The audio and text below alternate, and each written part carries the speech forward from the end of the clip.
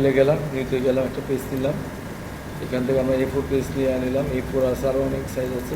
আর যদি কাস্টম করতে চাই তাহলে কাস্টমে ক্লিক করে এখানে সাইজটা লিখে দিতে হবে, ঠিক আছে। আর যদি কাস্টম না করতে চাই, যে সাইজটা আমি A4 করে দিলাম।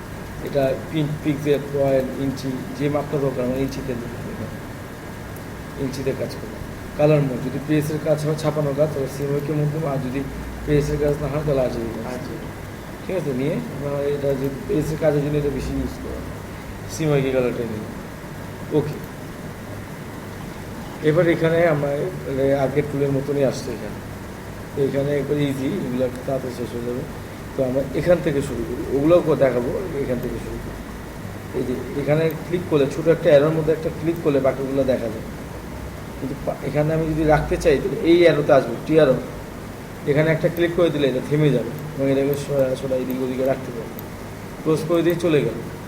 এখানে কিন্তু ফটোশপের মতো রাইট বাটন ক্লিক করলে আসবে না, ঠিক আছে। এই জন্য এই ছোটো একটা অ্যারোতে ক্লিক করে এটাকে আনতে হবে।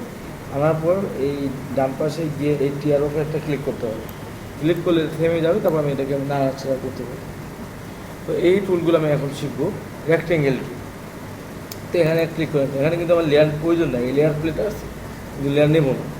দেখেন আমি এখানে একটা ড্রয়িং করলাম, ড্রয়িংটা হয়ে গেল। কি ফিল হয়ে গেল, কি ফিল হইলো? White fill. তো এখানে এটাকে বলা হয় ফিল কালার, এখানে এটা নিচেরটাকে বলা হয় স্ট্রোক কালার। আগে ছিল ফোরগ্রাউন্ড ব্যাকগ্রাউন্ড, এখন হলো ফিল কালার, স্ট্রোক কালার। এটা হলো সিলেকশন টুল। এটা ধরে আমি এটাকে নাড়াতে পারতেছি। আমি যদি এখানে একটা ক্লিক করি তো কী হলো? কালার চেঞ্জ হয়ে গেল না? ফিল কালারটা ফিল করা লাগছে, ক্লিক করার সাথে সাথে চেঞ্জ হয়ে যাচ্ছে, ঠিক আছে। ক্লিক করার সাথে সাথে এখানে চেঞ্জ হয়ে যাচ্ছে। এটা হলো ফিল কালার। আর স্ট্রোক কালার যদি চেঞ্জ করতে চাই তো স্ট্রোক কালারটাকে অ্যাক্টিভ করতে হবে, উপরের দিকে আনতে হবে ক্লিক করে। এবার যদি এখানে একটা সবুজ দিই তো স্ট্রোক কালারটা সবুজ হলো, যেহেতু চিকন শুধু বোঝা যাচ্ছে না। তো স্ট্রোকটা এখান থেকে বানানো যায়, এই 1 আছে, 2 3 4 5 করে দিলাম, তো দেখাচ্ছে সবুজ। এখানে যদি স্ট্রোকটা আমি এখান থেকে কালার চেঞ্জ করি, এই যে কালার চেঞ্জ হলো। যদি এটাকে আমরা রেড হলুদ কালার দিই তো এই যে হলুদ কালার হলো। তা এটা হচ্ছে কি স্ট্রোক। আর স্ট্রোকটাকে যদি আমরা কমাতে চাই বা চাই, এখান থেকে কমাতে পারা যাবে আর স্ট্রোক থেকে, মানে যেটা অ্যাক্টিভ থাকবে। আমি যদি এটাকে অ্যাক্টিভ ক্লিক করে অ্যাক্টিভ করে রাখি তো এই কালারটা চেঞ্জ হচ্ছে, ঠিক আছে। আবার যদি আমরা এটাকে ক্লিক করে এখানে কালার দিই তাহলে স্ট্রোক কালারটা চেঞ্জ হচ্ছে, তো এটা গেল। আর আমরা যদি চাই স্ট্রোক রাখবো না, তাহলে স্ট্রোকটা অ্যাক্টিভ থাকা অবস্থায় ক্রস চিহ্ন, তো এখান থেকে স্ট্রোকটা মুছে গেল, ঠিক আছে, মুছে গেল। আবার যদি চাই স্ট্রোক রাখবো, ফিল কালার রাখবো, সেক্ষেত্রে স্ট্রোকটা আগে দিয়ে নিই, ব্ল্যাক কালারের একটা স্ট্রোক দিয়ে দিলাম, ফিল কালারটা অ্যাক্টিভ করলাম, এখানে একটা ক্রস চিহ্নে ক্লিক করলাম, তাহলে কী হলো? স্ট্রোকটা আছে, ফিল কালারটা নাই। আচ্ছা গেল, এটা ডিলিট করে দিই। ক্লিক করে লেয়ার ডিলিট করা লাগে না, একটা ক্লিক করে ডিলিট করলেই মুছে যাচ্ছে। আবার একসাথে আমরা অনেকগুলো করতে পারি, যেমন আমরা এখানে একটা ড্রয়িং করলাম, ঠিক আছে, আবার এখানে এসে একটা ড্রয়িং করলাম, মানে একসাথে আমরা অনেক ড্রয়িং করতে পারি, যেটা ইচ্ছা সেটাই ধরে আমি এটাকে নাড়াতে পারতেছি। এটা ডিলিট করবো, এটা ক্লিক করলাম, ডিলিট করে দিলাম, এটা ক্লিক করলাম, এভাবে ডিলিট করে দিলাম, ঠিক আছে, ডিলিট।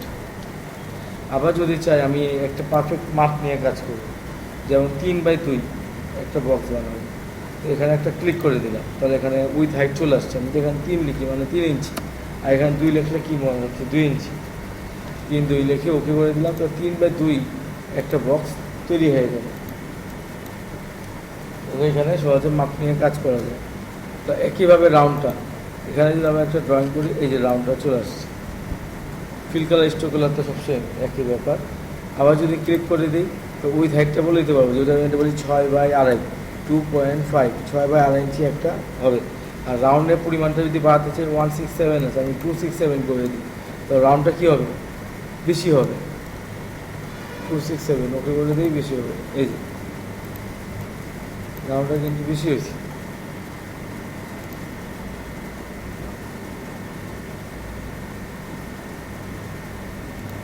আর এখানে হলো রাউন্ডটা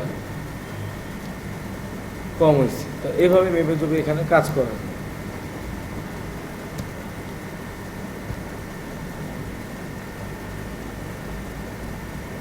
তারপরে হলো গেল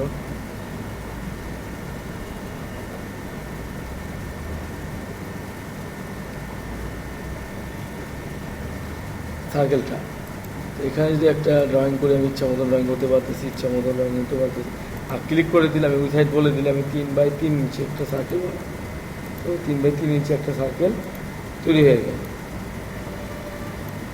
আবার আমি যদি একবার সব গ্রেড করতে চাই, মাউসটা চেপে ধরে মানে সিলেকশন টুল দিয়ে এভাবে ড্র্যাগ করে সবগুলোকে সিলেক্ট করে দিলাম, গ্রেড করে দিয়ে মুছে গেল। পলিগন, এভাবে ড্রয়িং করলে এটা হলো পলিগন আসে। এখানে ক্লিক করলে আমাদের কয়টা কর্নার, এখানে আমি 8টা কর্নার চাই। ওকে, এই 8টা কর্নার 1 2 3 4 5 6 7 8 8টা কর্নার তৈরি হয়েছে। এটাকে এবার এখান থেকে আমরা ইচ্ছে করে ড্র্যাগ করে বড় করতে পারি, যে কোনো কিছু।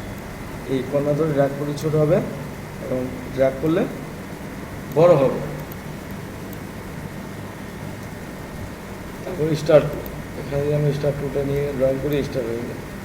আবার যদি এখানে ক্লিক করে দিই, আমি যদি চাই এখানে 12টা স্টার দিই, 12টা দিব কর্নার, ওকে দিই 12টা হবে।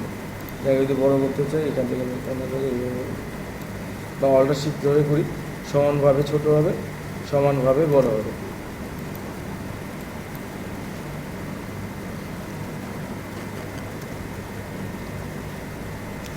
এটা হলো ফ্ল্যাট টুল। ফ্ল্যাট টুলটা কি, আমরা যদি এখানে একটা ক্লিক করি আর এই জায়গা থেকে নিয়ে এই জায়গা পর্যন্ত আসে, এটা কী হলো, ফিল হয়ে গেল। ফিল হওয়ার পর আমরা যদি এখানে এটা ক্লিক করি, কি হচ্ছে, কালার চেঞ্জ করতে পারতেছি। এরপর আমরা এখানে ফ্ল্যাট টুলটা নিই, যে টুলের জন্য আসছি এখানে। ফ্ল্যাট টুলটা নিয়ে এই যে ফ্ল্যাট টুলটা ক্লিক করলাম, এখানে একটা ড্র্যাগ করে দিলাম আর এখানে একটা ড্র্যাগ করলাম, মনে হচ্ছে ওপর থেকে এটা আলো পড়তেছে। এই যে এরকম রেড কালার করে দিই, ব্যাকগ্রাউন্ডটাকে রেড কালার। এই যে তো এই হলো ফ্ল্যাট টুলের কাজ। ফ্ল্যাট টুলটা রেড করে দিয়েছে, চলে গেল।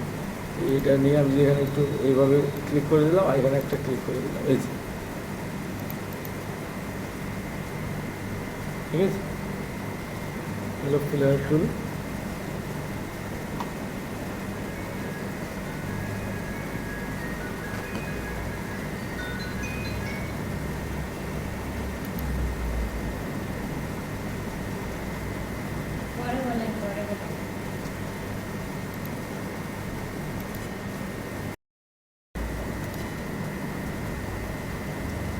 তাহলে আমরা এখানে এই কয়টা টুল শিখলাম। হ্যাঁ, মুছে দিলাম, ক্লিক করলাম, রেড করে দিলাম। তারপরে এখানে যেমন আমরা এই কয়টা টুলের কাছে রাখলাম। আচ্ছা, তো এখানে এটা শিখলাম আর এখান থেকে এই কয়টা টুল শিখলাম। আচ্ছা, এবার আমরা এখান থেকে এগুলো শিখে ফেলি। যেমন আমি একটা বক্স ড্রয়িং করলাম, ফ্রি হ্যান্ড ড্রয়িং করলাম।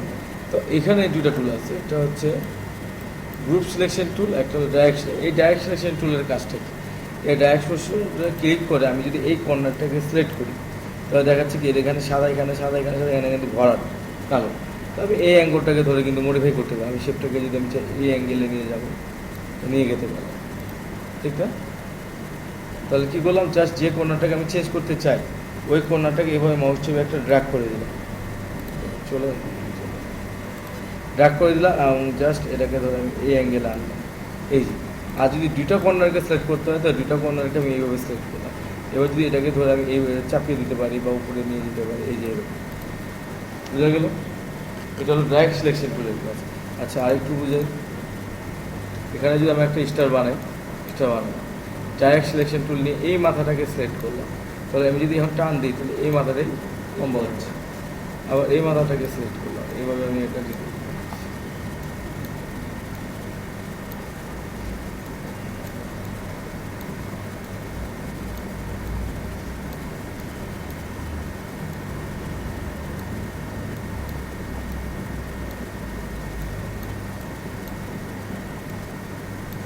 এই তো, ঠিক আছে। Direct selection tool. এরপর আরেকটা কাজ কি, গ্রুপ সিলেকশন টুল আছে। এটা করতে হলে আগে গ্রুপ শিখতে হবে। যেমন আমি এখানে একটা ড্রয়িং করলাম, এটাকে এই যদি আমার বারবার লাগে তো আমি একটা অল্টার চেপে কপি করে নিতে পারি আগের মতো। এই অল্টার চেপে কী করলাম, কপি, এই যে কপি। তো এটা একটা সবগুলো আলাদা আলাদা, আমি চাচ্ছি একটা গ্রুপ করবো। তো এটাকে সিলেক্ট করলাম, কী করবো, গ্রুপ। তো অবজেক্টে গিয়ে এখানে লেখা আছে গ্রুপ, কন্ট্রোল জি, গ্রুপ করে। এবার কী হচ্ছে, একটা ক্লিকে সবগুলোকে দাঁড়াতে পারতেছি, সবগুলো ধরছি। এখন গ্রুপের মধ্যে থেকে যদি এটাকে বলা হয় রেড কালার করতে হয়, এটাকে ব্লু কালার করতে হয়, তাহলে আমি যদি এটাকে রেড করতে যাই সবগুলোই তো রেড হয়ে যায়, আন্ডো করে দিই। তো আন্ডো করে দিই। তো আমি চাচ্ছি শুধু এটা রেড করবো, এটা ব্লু করবো। তো কীভাবে করবো? এই টুলের মাধ্যমে, এটাকে বলে গ্রুপ সিলেকশন।